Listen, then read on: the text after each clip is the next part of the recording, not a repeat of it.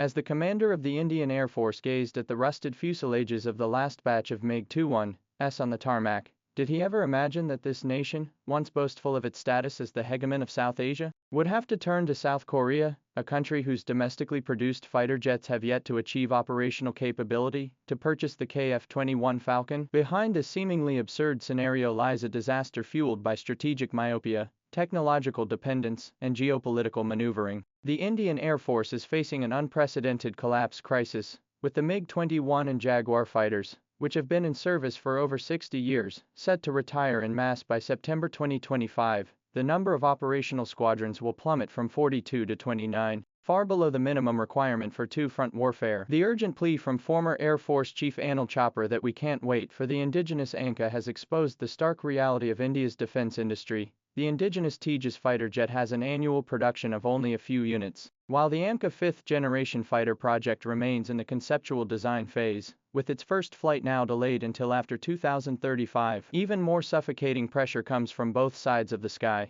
The J-20 fighter jet fleet deployed by China's Western Theater Command and the 84 J-10C fighter jets received by Pakistan form a pincer pressure, while the grim news that the 72 J-35 fighter jets ordered by Pakistan are about to arrive has caused the alarm bells at New Delhi's command center to ring all night long. Islamabad's declaration that the J-35 can suppress all of India's current fighter jets hangs like the sword of Damocles over India's head. It is in this desperate countdown that the KF-21 proposal, packaged by South Korea's Kai Company, has entered the Indian Air Force's field of vision, wrapped in a sweet yet poisonous package. With an enticing price tag of 87 cents $1.1 billion per unit, less than half that of the Rafale, and far below the F-35's $1.5 billion price tag, the KF-21 boasts a modular design, claimed to seamlessly integrate India's indigenous UDAM radar and Astra missiles. The Block II variant even promises stealth coating, all of which perfectly addresses India's need for both off-the-shelf equipment and domestic manufacturing. However, beneath the sweet coating lies a cold technical shackle. The KF-21's lifeline is firmly in American hands. Core components such as the General Electric F414 engine, Israeli ELTA radar, and British ejection seats account for over 70% of the aircraft's systems. Any modifications must be approved by Washington, and India's dream of a customized version is essentially an American technology assembly line shackled by constraints. More critically, its inherent performance shortcomings are fatal. Its radar detection range is only 180 kilometers, falling short of the Pakistani J-10Ce's 220 kilometers, rendering it ineffective in beyond visual range air combat. The lack of an internal weapons bay renders external missiles completely ineffective at maintaining stealth, with a radar cross-section of 0.5 square meters, far exceeding the J-35's 0.01 square meters. Meanwhile, South Korea's promised Block II stealth variant won't be available until 2030,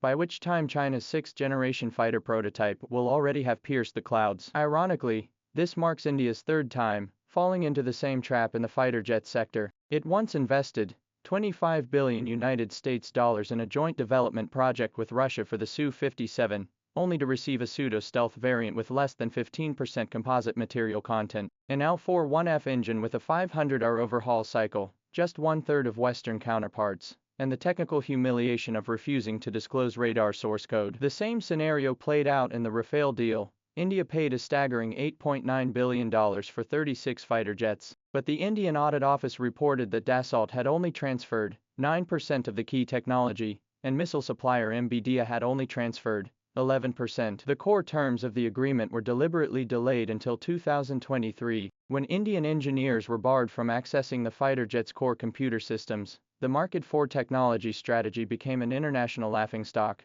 At this moment in the Operations Command Center in Islamabad, Pakistani Air Force officers are watching the news briefing, unable to suppress the smiles on their faces. While India is scrambling to keep up with the United States, Russia, France, and South Korea, Pakistan is leveraging the China-Pakistan economic corridor to establish a systematic air superiority. The J-10CE, priced at just $55 million, is equipped with PL-15E missiles and gallium nitride active phased array radars, and has already suppressed India's Su-30 MKI in multiple simulated air battles. The J-35, which skipped the 4th generation and a half stage, and was directly introduced, will establish a generational advantage over India's ANCA a full decade earlier. Even more devastating, is that the China-Pakistan jointly established KF-17 Block II production line has achieved 100% domestic production of missiles and radars. This self-controlled technological backbone is precisely the treasure that India has sought for 3 generations but has been unable to obtain. India's desperate pursuit of the KF-21 exposes deeper strategic blind spots.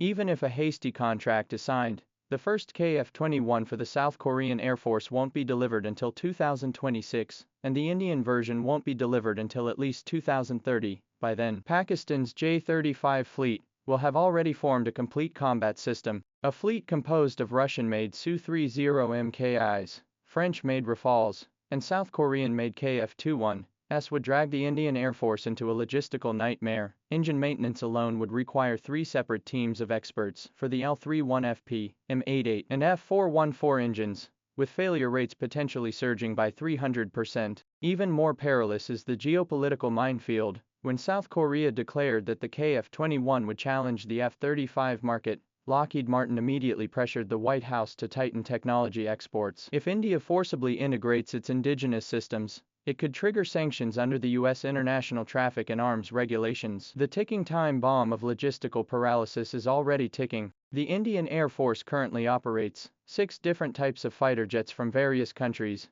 requiring ground crew to master 3 sets of technical manuals in Russian, French, and English. In 2023, the Su-30 MKI fleet saw its operational rate plummet to 45% due to parts shortages caused by the Russia-Ukraine war. Dassault charges over $10 million for each software upgrade for the Rafale, and if South Korean systems are added, pilot conversion training alone would require 18 months. Ironically, the KF-21 uses the same American-made F-414 engine as India's indigenous Tejas Mk2, but the United States refuses to transfer hot-end component manufacturing technology to India. This means India will have to import replacement parts for the same engine for both fighter jets, exposing itself to double sanctions risks. The illusion of technological sovereignty is rapidly fading. When India's Defense Research and Development Organization attempted to integrate the domestically produced UDAM radar into the KF-21, it faced dual rejection from the US and South Korea. Lockheed Martin cited concerns over potential leakage of F-35 technical characteristics to block the proposal, while South Korea demanded exorbitant adaptation fees.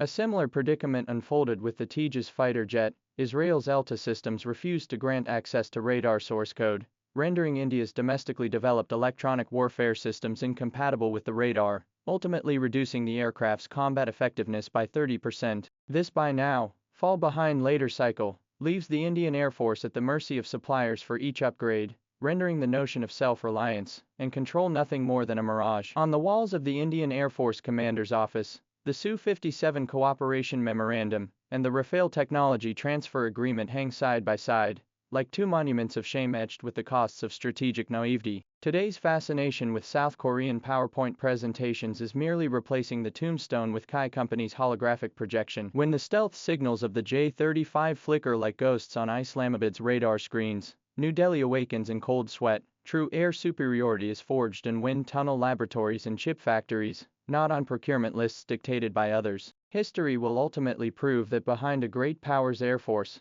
must stand a complete industrial backbone. Alas, India, ensnared in the illusion of buying rather than building, has squandered an entire generation's time. What now echoes through the Himalayas is not only the roar of Pakistani pilots entering the J-17 cockpit, but also the ruthless verdict of a shifting balance of power in South Asia's skies.